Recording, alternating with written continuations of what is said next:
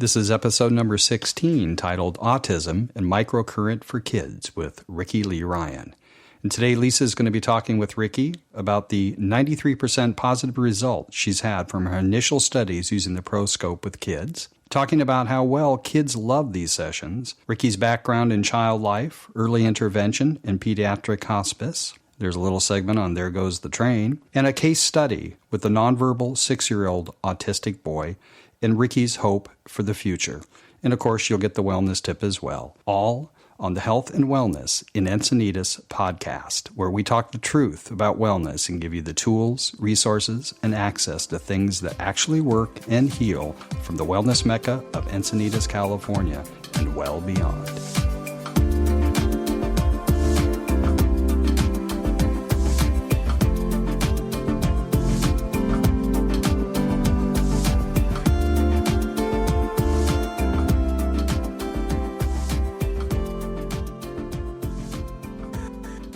Welcome back. This is Lisa Thorpe, and this is Health and Wellness Encinitas. Today we have Rickie Lee Ryan with Microcurrent for Kids. Rickie, thanks for being here. Thank you. I'm excited to share some stories and just get the message out there. Well, this is another show that is a little bit personal because obviously you and I have a history together working with the technology through IntelBio, the ProScope. So I'm going to let you go ahead and just tell the story of what you do and what's going on with you professionally. Okay. Well, what I do is, I work with kids mainly with autism and ADHD and other neurodevelopmental conditions. And I the ProScope, the technology device that I'm sure you discuss often on this show. Actually, we don't. You don't? I don't at all. Yeah, Oh. we've done, I think, 2 shows where we've talked about it or that I've mentioned it, but no, we just interview practitioners and let them talk about what they do. I see. Okay. Well, the device that I use is amazing. It generates electric frequencies, very tiny ones. That's what I always tell the parents of the kids that I'm working with. They're the same frequencies that exist naturally in the body. This ProScope 360 is a microcurrent device, a type of microcurrent device, and it's just phenomenal. And the results that we see with these kids that come in are just amazing. We have one of the biggest things I like or that I see with the kids is that their sensory aversions always tend to decrease. Kids who are hyper-stimulated or overstimulated by sounds or, foods or, lights or crowds, and, they're just better able to tolerate those things. Their anxiety goes down just generally overall and just other situations. And then their social awareness starts to become more typical. And they're noticing more, they're trying to converse more, their expressive language skills improve, and speaking more about autism. That's kind of the biggest group of kids that I work with. So those things. So they're all really exciting, and the parents are excited. And another thing that I love is that the kids all really love this therapy.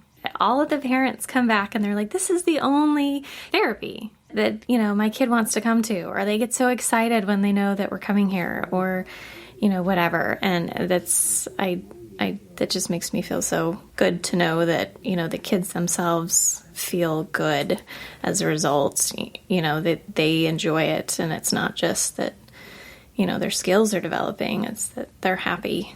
Now, your background, you have a degree in child life development, is that correct? It's called Child Life, and it's basically, labels me an expert in child development and the way that stress impacts development, whether that stress is from a chronic illness or divorce or whatever is going on in their life. Stress has the same sort of impact, and those behaviors that result. And then, sort of behavioral techniques to increase development again, to kind of counteract what the stress is doing. And that program, Child Life, is mainly in pediatric hospitals, but it is growing. It's expanding into other areas. And so I've worked, in in the hospital. I've worked in the emergency room and in surgery and in ICU with kids. And then I worked in early intervention with children. Early intervention is a program for children who are missing their developmental milestones before the age of 3 that's paid for. These are all services that are provided by the state that, to kind of help get these kids back on track early. And so I worked with a lot of kids. There goes the train. We heard it this time. So, yeah, I've worked with a wide range of kids who are just not talking as much as they should be to, premature infants with severe, brain hemorrhages and difficult problems, obviously, learning and progressing, or cerebral palsy, or, I run the gamut. I also spent some time working in pediatric hospice as well, and working with kids in their homes. Pediatric hospice, that's got to be the toughest thing. It's really, it is, and then it's really rewarding too. It's not something that everyone obviously would be cut out for, and I definitely had my hard days with that. But it's also, kind of a gift to be involved with those kids for the time that you're allowed. So many of them have such a really cool aspect or outlook on life. Sure. What inspired you to work with children? Gosh, I don't know. I have always loved working with kids since I was little. When I was just like a kid, I always loved to be around kids, and grew up and was babysitting, and graduated from high school with a lot of volunteer hours and different educational programs and tutoring programs and things like that, and it just always seemed that I was able to kind of communicate with the kids in a way that other older adults and things like that. So often it seemed to me that they were kind of missing the point that even though this is a child, it's still a person. Right. Treat them as your equal? Yeah. Which is what I've always, kind of done. And it's just been fabulous. I love being around them. And I went to school. My first degree was in psychology, which, with an emphasis in child development and abnormal child psych, and thinking that I wanted to be a child psychologist. But in the process of being in school, I found out about child life and then changed my mind and decided I wanted to be a child life specialist, and went and got a master's degree in that and spent some time doing that, and worked in the hospital and realized I didn't want to work in the hospital. So it's kind of led me out and about. That's how I started working in the homes, like in early intervention and in hospice. And I just felt much more comfortable being in a role where I wasn't restricted by, procedures or protocol, or, like the way the hospital has certain, these kids can't experience this particular intervention because you've already spent, 30 minutes with them today or something, whatever it was. It's very restrictive, and it's because, it's child life isn't, it's not a billed service. It's not like they can bill insurance for child life and get reimbursed. So everything that any hospital that has a child life program, they're paying for out of pocket. I didn't like being restricted by other people's rules, especially when they were rules for the sake of rules, and then it didn't seem to have the children interest. Exactly. Yeah. It wasn't the children's best interest where that rule was, and that's what I struggled with. So I want to take a second to let our listeners know that if they have questions or would love to add any feedback, email us at the website, which is healthandwellnessencinitas.com. We'd love to hear from you. And so, Rickie, when you made the transition from child life care to working with this new therapy with the ProScope, what do you think is the biggest difference in how you were practicing before and what you do now? Well, I think the biggest difference is that I'm using child life, still kind of in the therapy in a sense, but I'm able to have just impact so many more aspects of their life and their development and their overall, just well-being, which I feel more satisfied with, I guess. It was one of the great things about, Child Life is being able to make recommendations, especially, with family, on things that they can do day in and day out versus just what I'm able to do there, for the hour or whatever that I have with their kids. But often that's a challenge too, to get parents to understand or to train them or, to get them to practice these particular, whatever behavior methods or whatnot, so that their kids are, can succeed in whatever area it is that they're struggling.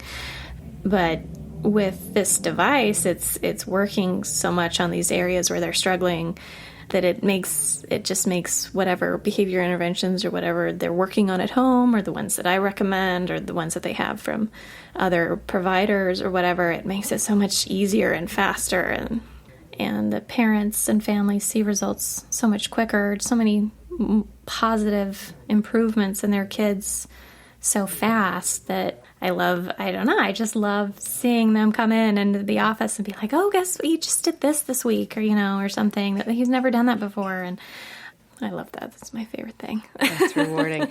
So now you did, was it several months worth of research working with the ProScope on children? Yeah, I did. I did a 3-month protocol where, I called it a study. So I offered the services for free for families. Just because, I found a lot of research on, microcurrent and similar machines to the ProScope on anxiety and attention and, some other neurological situations where it showed that it was effective and showed improvements. Couldn't really find a lot on autism, so I wanted to do something with autism and with the kids and with families for free because I didn't know if I should be charging if it wasn't going to work or if it wasn't going to make a difference. And anyway, 3 months of the study and the families were all very compliant with we did 3 treatments a week every week for 3 months. And which was a commitment and a time commitment, which I understand. A lot of them had to drive for an hour just to get to the office. And, they saw, well, all of them, every single one of them improved at least, in one area or another, at least, a little bit.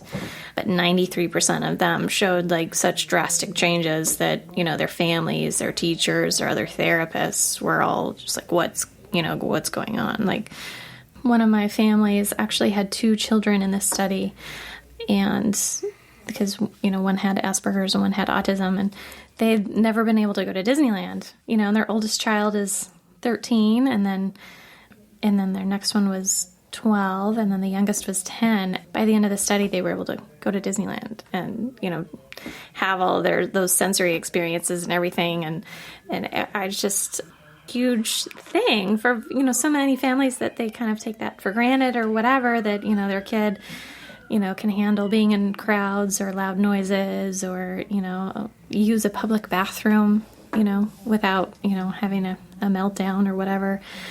Is so many of those things, had changed and improved for this family. They were just ecstatic. And so it's great. It's really great. Now you work with a practitioner, Dr. Erin Garcia. Mm-hmm. So how does that work? How does the chiropractic complement the therapy? The chiropractic complements it very well. We have, our program set up in our clinic where the families can come in and have a health history review. We go through everything and be sure that, there's no contraindications for the device or treatment, and, reviewed by our practitioner, Dr. Garcia. And he meets with them and makes sure that, if they have any other questions or, things for him. And then he does offer, chiropractic services if they want to couple that with the microcurrent treatments or the ProScope treatments. So do all the children that come in get chiropractic, or they just get an evaluation? They all get an evaluation. That's all included with, their first package. They're able to couple the microcurrent sessions with chiropractic care if they choose, which is an additional package, that it's an option. And it does really benefit the therapy, though. However, because if there's, some sort of misalignment, it does really benefit the effects of the microcurrent therapy, because if there is a misalignment or something that is kind of more structural that the chiropractic care can sort out. Sure, if the spine's aligned, the energy's going to flow. Right. Yeah. So when you did the study, though, they weren't getting any kind of chiropractic. It was just the microcurrent therapy with the ProScope. Right. Exactly. And you've done a video of the testimonials of the parents talking about their experience. Yeah, I asked all of the parents if they would be willing to be in a video, and some of them said yes, and some of them were a little camera shy, and but yeah, they all shared their experiences, and I think that it's a really effective video to share with families who may be interested in the therapy, seeing, coming from other parents who have kind of experienced it or been through it. And then they definitely can relate to, the kind of stories that they're sharing about, what they saw. We've mentioned autism, ADHD. Is there any other specific conditions or children that you feel like you can most benefit? I'm currently seeing a guy that comes in who has some vocal tics. That's kind of like Tourette's syndrome, and those are improving as a result of the therapy. I mean, so many things are not really diagnosed. There's just kids that kind of, maybe they have a learning disability, but it's not necessarily like dialed down to exactly what it is. Or, kids who have anxiety often are not diagnosed, and I wouldn't necessarily think that they need to have a diagnosis. Just if the parents feel like, their child is having emotional, sensitivities that are maybe more intense than perhaps what they feel is warranted. This therapy is very effective for that, just to help them relax and calm down and better sort through things and analyze. And so maybe you could tell us one of the case studies. You've mentioned some of the various results, but maybe take us through one of the children that you helped. All right. Well, one of the kids from the study that came through he had autism, and he basically was nonverbal. How old? He was 6 when he started. And his autism had been diagnosed early on? For probably 2 to 3 years. Well, 3 to 4 years. So he had a lot of screaming, a lot of squealing. He basically, yes and no were his only functional words. And they were, only as a result of direct questioning. He hardly ever, was spontaneously speaking, or asking questions or whatever. And he did the 3 months of therapy, and then his parents chose to continue the therapy afterwards. But just because he was doing so well. He had speech therapy removed from his IEP at school because for, a year or two or whatever he was in school, he never made any progress with speech therapy. And then after 2 to 3 months, when he went back to school, his teachers and everyone were so amazed by his progress and his expressive language that they added speech therapy back on to his services. So he started getting that again, which was great. And his behavior was so much better. He was able to think through things and express what was going on, and volunteering information and inquiring, wanting to have a conversation. Huge leaps and bounds. Yeah, huge for this little boy. It was just amazing. He started out as someone that didn't make eye contact and was just kind of experiencing the world in his own little world and not aware of anyone else or, what was going on, and, difficult to handle for his family, versus the kid after, 7 months of treatment who's walking into my office and saying, "Hey, Rickie Lee, how are you today?" It's amazing. It really was. And I just want to thank you, because while I always want to avoid the podcast being like an infomercial, John has helped me to avoid that. And of course, I'm extremely, extremely grateful to to be one of the owners and the producers or the purveyors of the ProScope and IntellBio. But I also want to let the audience know that our relationship, about a little over a year ago when you and I met, and actually same time that we met John, with the Waves of Wellness event that we held here. And I had been so interested in making this technology available for kids, and especially kids with challenges like autism and ADHD. But certainly I didn't have the bandwidth or the experience to work in that capacity. So when you came forward and offered to jump on board and do this, I was so elated. And when I hear stories like that little boy, it makes me so grateful. Yeah. And you've done such an amazing job. It's very, it's not that often people get to say that their work makes a difference, let alone that profound of a difference. So just thank you so much for doing the study. Thank you so much for your continued hard work and for making a difference in these kids' lives. I mean, I know the technology is the tool, but you're the one in the room every time, so just really appreciate it. Yeah, you're absolutely welcome. I'm equally as grateful for the opportunity to have been able to be introduced to this technology and whatnot.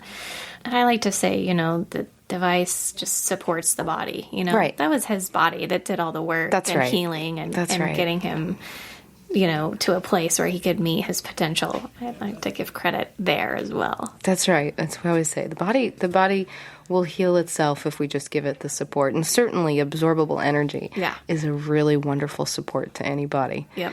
And so I'm curious, what would you say is like the most pivotal moment in your life? The most pivotal moment in my life?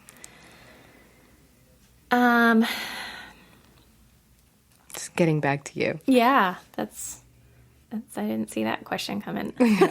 Sometimes we just throw these curveballs at you to see what comes out. The most pivotal moment in my life, around the time I was, 29, it's really kind of when I decided that I no longer wanted to work in those institutions. Working in the early intervention program for the government, or working in the hospitals, and really deciding that I wanted to do something independent and on my own and be able to reach parents and kids the way that I wanted to without being, restricted or one hand tied behind my back or, whatever, so to speak. And decided to change my life and quit my very well-paying job and move to a new state and start a company all by myself, and for sure struggled for a long time. And but it's definitely given me so many wonderful experiences and the satisfaction of seeing, the impact that I have created is just... so that was about the time I was 29. It was kind of that point in my life. So I don't know if I can narrow it down to an exact moment. And what would you say is your hope for the future with the program?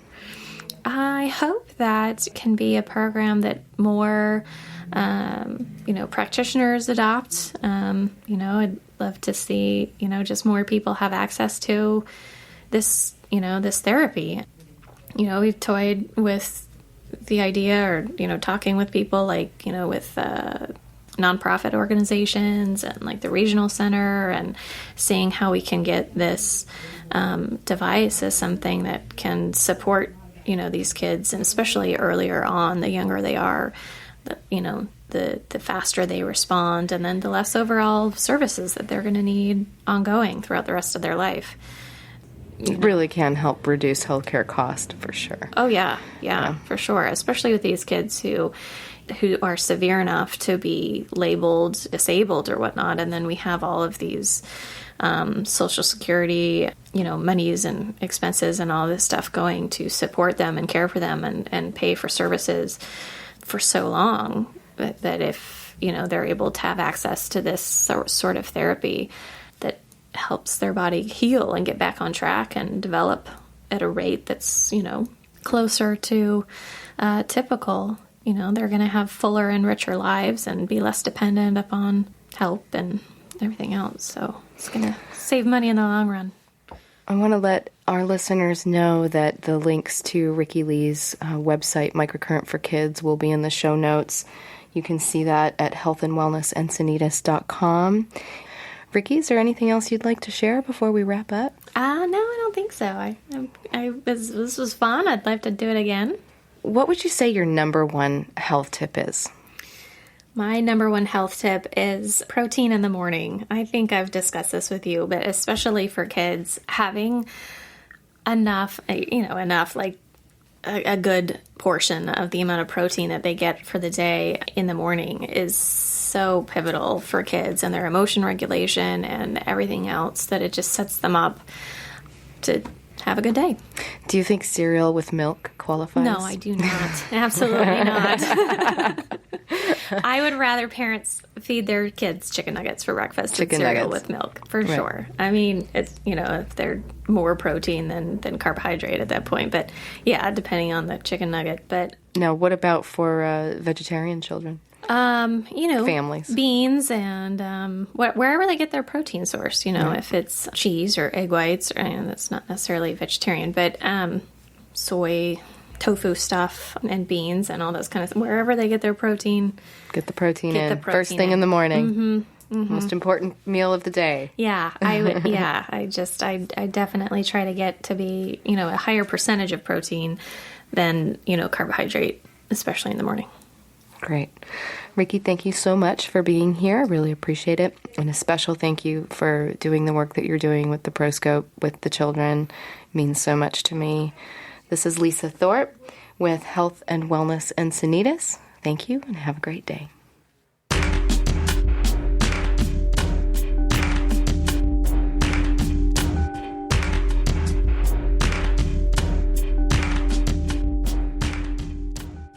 This show was produced by John Beethan and brought to you by Alkaway.com, the makers of UltraStream, working like nature to filter, alkalize, and naturally energize water, returning it to its natural, pristine state.